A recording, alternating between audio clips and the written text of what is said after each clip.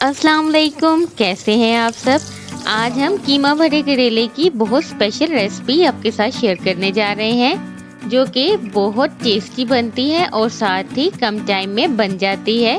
इसको बनाने के लिए आपको कोई एक्सपर्टीज की ज़रूरत नहीं, सिर्फ इस वीडियो को एंड तक देखें और आप मज़ेदार से कीमा भरे करेले बना सकते हैं और सबका दिल जीत सकते हैं। तो वीडियो को एंड तक ज़रूर देखिए और हमें लाइक एंड सब्सक्राइब करना मत भूलिए।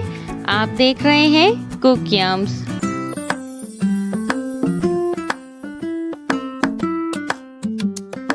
कीमा भरी करेले बनाने के लिए हम यहाँ ले रहे हैं करेले। ये देख लीजिए, ये हमने छोटे करेले लिए हैं भरने वाले। इनका साइज थोड़ा छोटा होता है और इनकी मोटाई ज्यादा होती है, लेकिन अगर आपको ऐसे नहीं मिले तो आप कोई भी करेले ले सकते हैं। हमने यहाँ तकरीबन आधा किलो करेले लेने हैं। इनके हम छिलके उतार लेंगे और इनके दरमियान में इस तरह एक कट लगा लेंगे और इसके जितने भी सीड्स हैं वो हम निकाल लेंगे फिंगर्स की मदद से और थंब की मदद से, यानी अंगूठे की मदद से। इस तरह देखिए, हमने एक नाइसली सा बीच में कट लगाया और इस तरह हम इसके सीड सारे रिमूव कर रहे हैं। वन बाय वन हम तमाम करेलों के सीड्स हम रिमूव कर देंगे। इसके पील उतारना ऑप्शनल है। अगर आपको छिलके पसंद है, कुछ लोगों को पसंद होते हैं, तो वो इसको ना छीलें बल्कि छिलके समेत ही सिर्फ दरमियान से कट लगा के इसके सीड्स यानी इसके बीज निकाल लें। और इस तरह हमने ये निकाल लिए हैं। चलते हैं इनकी कड़वाहट को कम करने की जानिब। उसके लिए हमने ये तमाम करेले एक बाउल में रखे और अब हम इस पे नमक ऐड कर देंगे। करेलों की कड़वाहट को ख़त्म करने के दो तरीके होते हैं। नंबर 1 पे ये नमक, जो कि बहुत कॉमनली यूज्ड तरीका होता है। इसको आप इस तरह लगा के इसको अच्छी तरह से मिक्स करके रख दीजिए तकरीबन 2 से 3 घंटे, और उसके बाद ये पानी छोड़ जाएंगे और फिर हम इनको वॉश कर लेंगे। वॉश इस तरीके से करना है कि करेले टूटे नहीं। जिस तरीके से आपको दिखाया जा रहा है, इस तरह एक एक करेले को पकड़ के प्रेस करते जाना है ताकि इसमें से नमक और कड़वाहट दोनों चीज़ें निकल सकें। सेकंड इसका तरीका ये होता है कि आप इनको फ्रीज कर लीजिए और जब पकाने हो तो उससे 1 घंटा पहले निकालें, और जब ये सॉफ्ट हो जाए तो उसके बाद इनको इस तरह निचोड़ लें। इनकी कड़वाहट खत्म हो जाएगी। अब चलते हैं कीमा तैयार करने के लिए इसकी फिलिंग की जाने। उसके लिए हमने यहाँ लिया प्याज, तकरीबन 2 दरमियाने। यहाँ हमने हरी प्याज और सिंपल प्याज को दोनों को कट कर लिया है। ये फ्रोजन प्याज है। और साथ ही हम ले रहे हैं तकरीबन 1 पूरे लहसुन के जवे, और हम ले रहे हैं 2 टेबलस्पून लाल मिर्च, नमक हस्बे जायका और हल्दी 1 टेबलस्पून। अब हम साथ ही देंगे कीमा। हम यहाँ पर मटन कीमा ले रहे हैं। अगर आप चाहें तो बीफ कीमा भी ले सकते हैं और अगर चाहें तो चिकन भी ले सकते हैं। और कीमा में ऐड करने के लिए हम लेंगे यहाँ 3 छोटे टमाटर, और साथ ही हम ले रहे हैं हरी मिर्चें तकरीबन 3, और थोड़ा सा हम धनिया ले रहे हैं। अब हम इन चीज़ों को कट कर लेंगे और कीमा देखिए हमारा पक रहा है। हमने इसमें तकरीबन 2 गिलास पानी ऐड किया और इसको हम पका रहे हैं। और साथ ही अब हम इसमें तमाम चीज़ें भी ऐड कर देंगे। क्योंकि ये मटन कीमा है इसलिए इसको पकने में टाइम लगेगा। अगर इसकी जगह आप चिकन कीमा लें तो वो इस हाफ से भी कम टाइम में पक जाएगा। और ये देखिए हमने तमाम चीज़ें इसमें ऐड कर रहे हैं। अगर आप चाहें तो लहसुन का पेस्ट भी ले सकते हैं, और अगर आप चाहें तो इसका पाउडर भी ले सकते हैं। और साथ ही अब हम इसमें स्पाइसेस भी ऐड कर देंगे।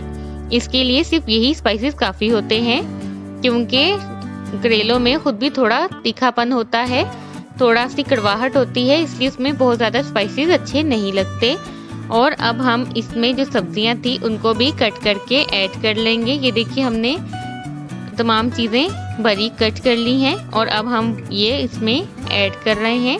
ये बहुत कलरफुल सा और बहुत टेस्टी बनता है। अगर आप इसकी जगह बीफ कीमा ले रहे हो तो उसमें आपको कुकिंग टाइमिंग ज़्यादा हो जाएगी। बाकी तमाम इंग्रेडिएंट्स आप इसी हिसाब से इसमें ऐड कर सकते हैं। और ये देखिए अब हम इसको मिक्स करेंगे और इसको हम पकाएंगे जब तक कि कीमा गल ना जाए और इसके मौजूद जितनी भी चीज़ें हमने ऐड की हैं ये यकजा ना हो जाए, इसमें अच्छी तरह से शामिल ना हो जाए। तब तक हम इसको पकाएंगे। हम इसको कवर कर लेंगे और इसको तकरीबन लो टू मीडियम फ्लेम पे पकाएंगे। कम से कम आधा घंटा इसमें लगेगा। और अगर पानी कम लगे तो आप उसमें मज़ीद पानी भी ऐड कर सकते हैं। लेकिन शर्त ये है कि कीमा पकना चाहिए अच्छी तरह से। और ये देखिए अब हमने स्पून भी चेंज कर लिया है, हमने वुडन स्पून लिया है ताकि ये अच्छी तरह से हम प्रेस कर सकें। इसमें मौजूद जो टमाटर और लहसुन, ये तमाम चीज़ें हम इस तरह स्पून की मदद से इसमें यकजा करेंगे और इसे तब तक पकाएंगे जब तक कि ये बिल्कुल ड्राई ना हो जाए।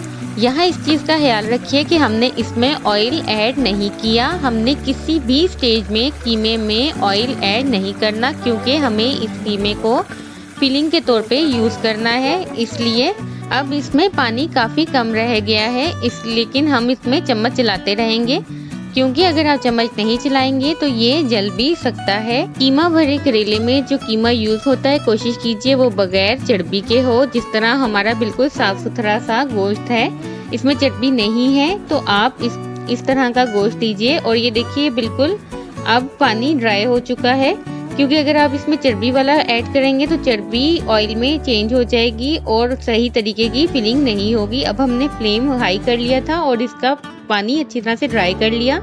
अब देखिए इसके अंदर जितनी इंग्रेडिएंट्स है वो इसमें यकजा हो गए हैं, सेपरेट नज़र नहीं आ रहे।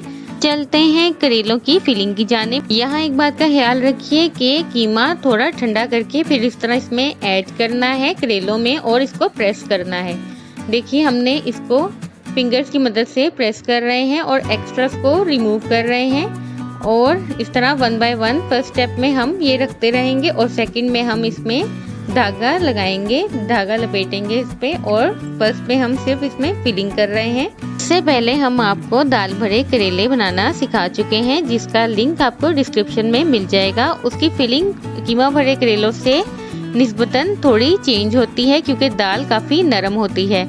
और ये देखिए इस तरह हमने इसको प्रेस किया। कोशिश कीजिए जितना कीमा इसमें ऐड हो सके उतना आप कर दीजिए। और ये देखिए फिलिंग के बाद ये कितने अच्छे लग रहे हैं। अब हम इसके ऊपर धागा लपेटेंगे।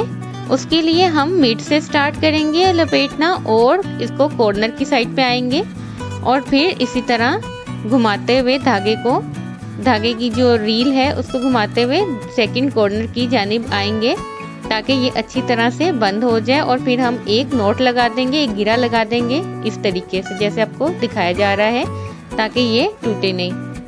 और 1 बाय 1 इस तरह हम तमाम करेलों को रेडी कर लेंगे।